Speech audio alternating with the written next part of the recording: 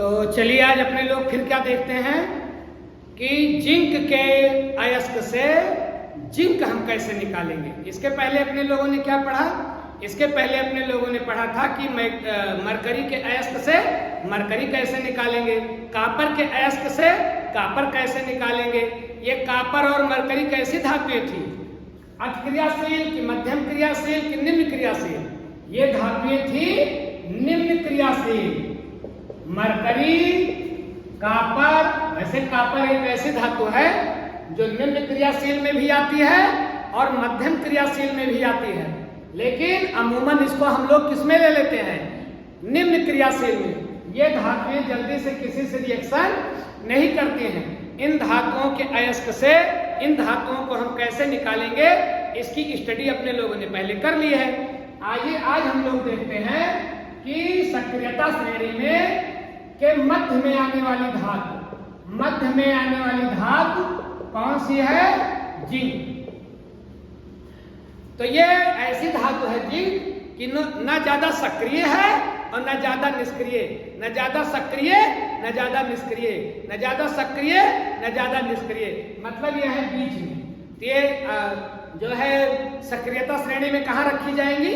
Middle में। तो आइए हम लोग देखें कि जिंक के अयस्क से जिंक हम लोग कैसे निकालेंगे। तो जिंक का प्यारा अयस्क कौन सा है? जिंक का एक प्यारा अयस्क है जिंक ब्लेंड, ZnS। तो इससे हमें निकालना है क्या? जिंक। क्या निकालना है? जिंक। जिंक ब्लेंड से जिंक निकालना क्या कहलाएगा? धातु कर्म। जिंक ब्लेंड से जिंक निकालना धातु कर्म। धातु के अयस्क से धातु को निकालना धातु कर्म कहलाता है। इतनी बात कंफर्म हो रही है? क्योंकि भैया इसमें क्या है? इसका दुश्मन कौन छिपा है? S। पहले तो आप लोग ये जान लें कि जब ये धरती से खोद करके निकाला जाएगा तो इसमें क्या होगी? कंकड़, पत्थर, बालू, रेत। पहले इसको पीसेंगे। पहले क्या करेंगे? पीसेंगे और पीसने के बाद फिर इसका क्या कराएंगे? सांद्रण कराएंगे। सांद्रण में चूंकि सल्फर है इसलिए कैसा अयस्क होगा? हल्का अयस्क। कैसा अयस्क? हल्का। तो सांद्रण की कौन सी विधि लगाएंगे? हेन प्लवन। कौन सी विधि? हेन प्लवन। पानी में जिंक सल्फाइड मतलब जिंक ब्लेंड डाला जाएगा, थोड़ा चीड़ का तेल सब डाल करके तेज हवा फूंकी जाएगी। तेज हवा की पाइपलाइन डाली जाएगी। पानी तेजी से घूमेगा तो फेना ऊपर आ जाएगा, कंकड़ पत्थर बालू रे नीचे बैठ जाएंगे। उसी फेने में क्या होगा? उसी फेने में जिंक ब्लेंड होगा तो अशुद्धियां नीचे बैठ जाएंगी और अपना अयस्क ऊपर आ जाएगा। तो सांद्रण की कौन सी विधि इस्तेमाल करेंगे बाबू? सांद्रण की विधि इस्तेमाल करेंगे हेन प्लवन। अब आगे समझे, क्योंकि इसमें क्या है? सल्फर है तो निस्तापन कराएंगे कि भर्जन? क्यों भर्जन कराएंगे? क्योंकि इसमें O नहीं है। अगर इसके साथ O होता, O कहीं दिखाई पड़ जाए तो सीधे गरमाओगे O भाग जाएगा, लेकिन O है नहीं तो O के साथ गरमाएंगे ZnS और इसको गरमाएंगे O2 के साथ। इसका कराएंगे भर्जन क्या है? भर्जन मतलब अयस्क को गरमाओ, खूब गरमाओ, ऑक्सीजन के साथ गरमाओ। भर्जन मतलब जो अयस्क अपने लोगों को मिला है खूब गरमाओ, लेकिन इतना न गरमाओ कि गल जाए। गलनांक के नीचे खूब गरमाओ, हवा के साथ गरमाओ। ये हवा हो गई, ऑक्सीजन के साथ गरमाना। ये प्रक्रिया बेटा क्या कहलाएगी? भर्जन में क्या बन जाएगा? भर्जन में बन जाएगा जिंक ऑक्साइड और क्या बन जाएगा? Sulphur dioxide gas. ये ऊपर खुद से उड़ जाएगी। क्या बचेगा? जिंक ऑक्साइड बचेगा। तो अगली प्रक्रिया क्या कराओगे? अगली प्रक्रिया कराओगे अपचयन मतलब रिडक्शन। खूब पढ़े हो। What do you mean by reduction? O को धक्का मार करके बाहर निकाल देना। किसी यौगिक से O को धक्का मारकर बाहर निकाल देना क्या कहलाएगा? रिडक्शन। और चाय पानी के लिए ऑक्सीजन को बुला लेना ऑक्सीडेशन, ऑक्सीजन को जोड़ लेना, ऑक्सीडेशन, ऑक्सीजन को मार करके भगा देना, रिडक्शन। तो इसका कराएंगे रिडक्शन। तो रिडक्शन कराने के लिए किसी को भगाना है, किसी को मारना है, तो कोई साथी खोजोगे ना। तो कौन सा साथी खोजते हैं? Coke, carbon. तो देखिए ZnO, इससे O को भगाना है, साथी खोज लीजिए। कौन सा साथी? Coke, carbon. अब क्या होगा? Zn को आराम से C और C जो है O को आराम से निकाल लेगा और Zn अकेला बच जाएगा। कंफर्म हो गए? आ गया Zn। कौन कौन सी प्रक्रिया? पहले पीसो, फिर सांद्रण, फिर भर्जन और उसके बाद फिर अपचयन। 4 प्रक्रियाओं से गुजारोगे, ये हो गया जिंक का निकलना। एक और देखें जिंक के अयस्क को, फिर अपने लोग अभी देख लेंगे कि शुद्ध जिंक कैसे मिलेगा। अब जिंक का एक और प्यारा अयस्क है कैलामाइन। जिंक का प्यारा अयस्क कौन सा है? कैलामाइन। कैलामाइन का फार्मूला क्या है? ZnCO3। क्या है? ZnCO3। अब ZnCO3 है तो इसका क्या होगा? यह है भैया कैलामाइन। किसका अयस्क है? कार्बोनेट का अयस्क है। कार्बोनेट का अयस्क है। सबसे पहले क्या करो? इन सबको गंदगियों को निकालना है, जिंक को पाना है। यही प्रक्रिया कहलाएगी धातु कर्म।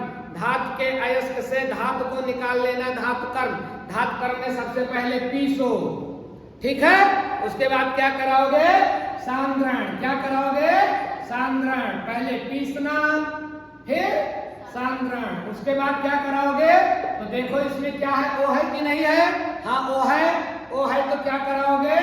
O है तो बार बार मैंने बताया है, O है तो गरमाओ, गरमाओ, खूब गरमाओ, लेकिन हवा ना दो, क्योंकि हवा इसमें वो पहले से मौजूद है, ऑक्सीजन पहले से मौजूद है।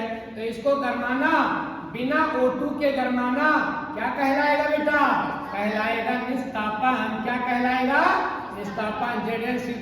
ZnCO3 को गरमा दो, खूब गरमा दो, इतना गरमाना कि गलने ना पाए, और O2 के बिना गरमाना।